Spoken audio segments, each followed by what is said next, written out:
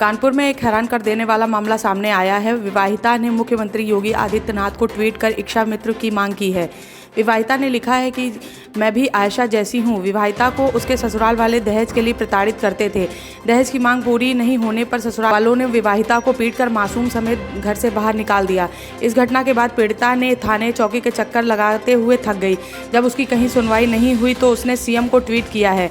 चकेरी थाना क्षेत्र के स्थित मंगला विहार में रहने वाली वर्षा तिवारी की शादी लाल बंगला निवासी पवन से हुई थी। वर्षा की सास होमगार्ड में तैनात है। दोनों की शादी बीते 29 जून 2018 को बड़े धूमधाम से हुई थी। विवाहिता का आरोप है कि ससुराली जनों ने उसे दहेज के लिए प्रताड़ित किया और उसे पूरा नहीं होने पर उसके साथ मारपीट भी की। नंद और नंदोई ने दहेज से ज़्यादा 5 लाख रुपए की डिमांड अलग से की थी। अतिरिक्त दहेज की मांग पूरी नहीं होने पर नंद नंदोई ने उसके साथ मारपीट की। दहेज की मांग पूरी नहीं होने पर 16 नवंबर को विवाहिता को उसके मासूम बच्चे के साथ घर के बाहर निकाल दिया गया।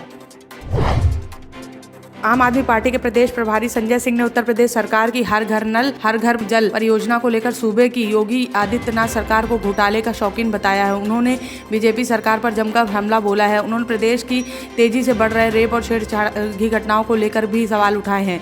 योगी सरकार की कानून व्यवस्था को लेकर कई सवाल खड़े किए।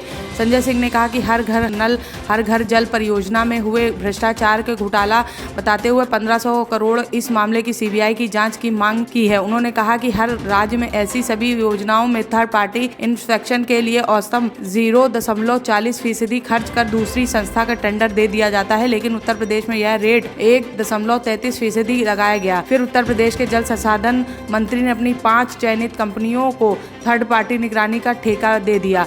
1500 करोड़ के इस महा घोटाले की सीबीआई जांच होनी चाहिए। उत्तर प्रदेश के मुख्यमंत्री योगी आदित्यनाथ ने कोरोना वैक्सीन को लेकर यूपी के नंबर 1 होने पर खुशी जाहिर की है। प्रदेश में अब तक 20 लाख से अधिक कोविड वैक्सीन के डोज लग चुके हैं। योगी ने सभी डीएम व सीएमओ को निर्देश दिए हैं कि जिले में लगने वाली वैक्सीन का डाटा रोज शाम 5 बजे तक पोर्टल पर अपलोड किया जाए। नियमित मॉनिटरिंग करते हुए लक्षित आयु वर्ग के अधिक से अधिक लोगों को इसके लिए प्रेरित कर प्रोत्साहित किया जाए। उन्होंने कहा कि जिले में बने इंटीग्रेटेड कमांड व कंट्रोल सेंटर का उपयोग भी वैक्सीनेशन कार्य के लिए किया जाए। योगी ने कहा कि संक्रमण की दर में उल्लेखनीय कमी के बावजूद कोरोना का खतरा अभी कम नहीं हुआ, इसलिए प्रत्येक स्तर पर पूरी सतर्कता बरतने की आवश्यकता है। 1 साल पहले आज ही के दिन नोएडा में कोरोना वायरस से संक्रमित पहला मरीज मिला था। इसके बाद चेन बढ़ती चली गई और ग्रेटर नोएडा और नोएडा में संक्रमितों का आंकड़ा उत्तर प्रदेश में सबसे अधिक हो गया।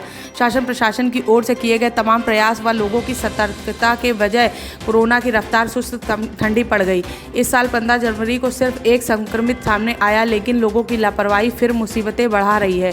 स्टेट की रिपोर्ट के मुताबिक 15 दिन में कोरोना के 110 नए मामले सामने आए हैं, जो कि उससे पहले के 15 दिन की अपेक्षा में 22% ज्यादा हैं। वहीं इन आंकड़ों की से स्पष्ट है 14 फरवरी को जिले में 22 एक्टिव केस थे, जो 7 मार्च को दोगुने हो गए।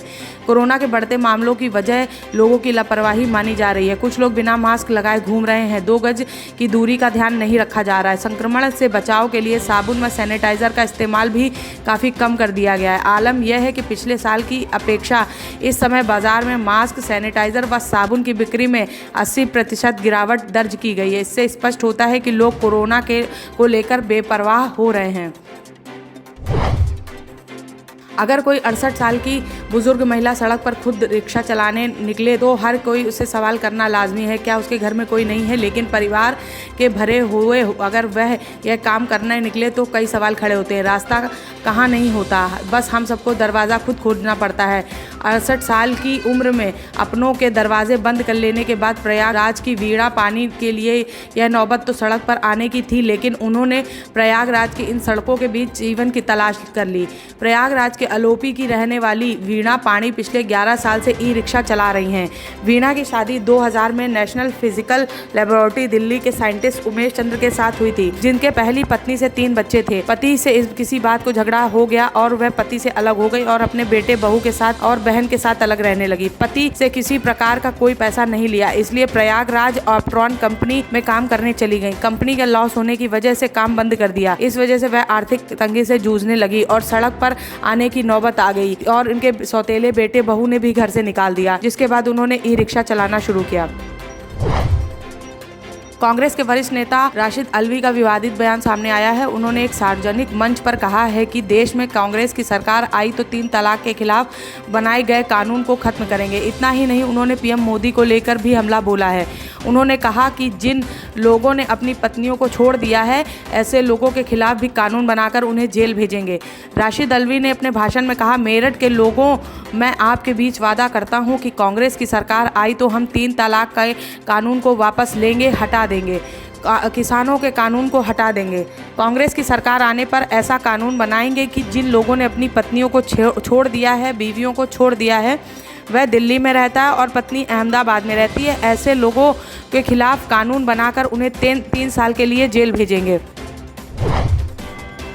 इटावा जिले के सैफई में फिर मुलायम कुनबा एक साथ दिखाई दिया है। मुलायम कुनबा एक साथ राजनीतिक मंच पर नहीं बल्कि पारिवारिक एक वैवाहिक समारोह में साथ दिखे। सपा संरक्षक मुलायम सिंह यादव को इस समारोह में शामिल होना था, लेकिन किसी कारण वे इस समारोह में शामिल नहीं हो सके। वहीं वो लखनऊ से हवाई जहाज के जरिए चले थे, लेकिन सफाई उतरने की बजाय दिल्ली चले गए। दरअसल पूर्व सांसद तेज प्रताप सिंह यादव की बहन दीपाली की रिंग सेरेमनी का आयोजन सफाई में रखा गया था, जिसमें मुलायम कुनबे के आधिकारिक सदस्यों के अलावा लालू परिवार के कईयों प्रमुख राजनीतिक सदस्य मौजूद थे।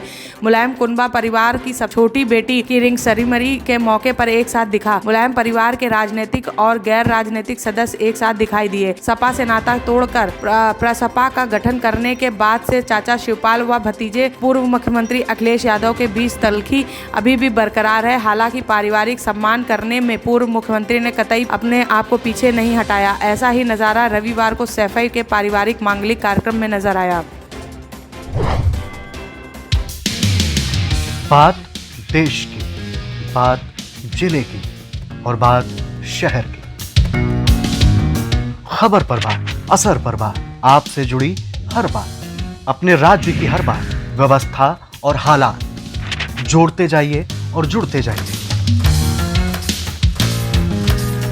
तो बने रहिए एनबीटी ऑनलाइन के साथ।